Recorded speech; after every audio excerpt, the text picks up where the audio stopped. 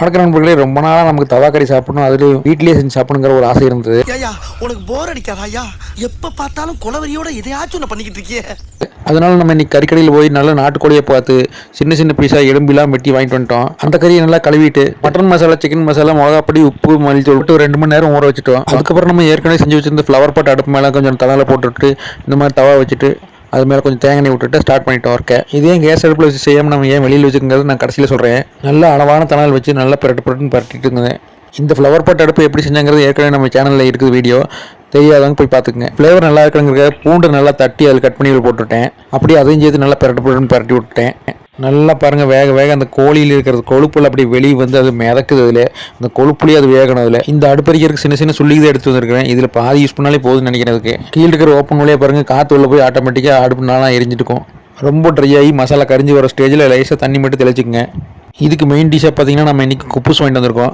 குப்பை தூக்கி முன்னால் போட்டு இந்த குப்பையை தூக்கி உள்ளே போடுவேன். இந்த பாக்கெட்டில் வந்து 6 பீஸ் இருந்ததுங்க, 34 ரூபாய்க்கு வாங்கினது. இந்த 6 பீஸில் நம்ம வந்து இப்போதைக்கு வந்து 2 மட்டும் தான் யூஸ் பண்ண போகிறோம். தண்ணி தெளிச்சுட்டு இருக்க பாருங்கள் எப்படி மாதிரி மிதக்குதுண்ணே. அப்படியே மறுபடியும் இந்த மசாலா கறியாமல் லேசாக தண்ணி தெளிச்சுட்டு நல்லா வேகிற வரைக்கும் பிரட்டி எடுத்துருங்க. இப்போ பார்த்தீங்கன்னா நல்லா வெந்துருச்சு. இப்போ நம்ம வந்து ஒரு பிளேட்டில் தனியாக எடுத்து வச்சுக்கலாம். அடுத்து நம்ம தவால் இருக்கிற எண்ணெய் இருக்குது பார்த்தீங்களா, இதோட எண்ணெய், அந்த கறியோட எண்ணெய், அதுலேயே நம்ம வந்து அந்த குப்பூஸ் போட்டு புரட்டி எடுக்க போகிறோம், சூடு பண்ண போகிறோம். டாக்டர் நம்ம டயட்டில் இருக்க சொன்னதுனால நம்ம பார்த்தீங்கன்னா 2 குப்பூஸ் மட்டும் எடுத்து இதுக்கு யூஸ் பண்ணிக்க போகிறோம். பார்த்தா டயட் இருக்க மாதிரி தெரியுதா? ஒவ்வொரு வாட்டி இப்படி தாங்க டயட் பண்ணி டார்ச்சர் பண்ணுறேன். அதிகமாக சாப்பிட போகிறது இல்லைங்க. நல்லா இந்த பக்கம் 4 பரட்டு, அந்த பக்கம் 4 பரட்டு, நல்லா பரட்டி அந்த எண்ணெயில் போட்டு நல்லா வலிச்சு எடுத்துட்டு ஊறதை சாப்பிட வேண்டியதான். டேஸ்ட் பண்ணி பார்த்துட்டு சொல்கிறேன். பாருங்கள், குப்பூஸ் நல்லா பிச்சுட்டோம். அது என்னமோ உள்ள பன்மாக இருக்குது. நான் இப்போ தான் ஃபஸ்ட் டைம் இந்த குப்பூஸ் சாப்பிட்றேன்.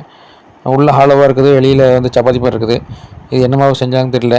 அப்படியே நம்ம கறி பீஸில் 2 எண்ணத்தை எடுத்து அப்படியே வாயில் கொண்டு வச்சு சூப்பர், அருமையாக இருக்குதுங்க. டேஸ்ட் ரொம்ப அருமையாக இருக்குது. நீங்களும் ட்ரை பண்ணி பாருங்கள்.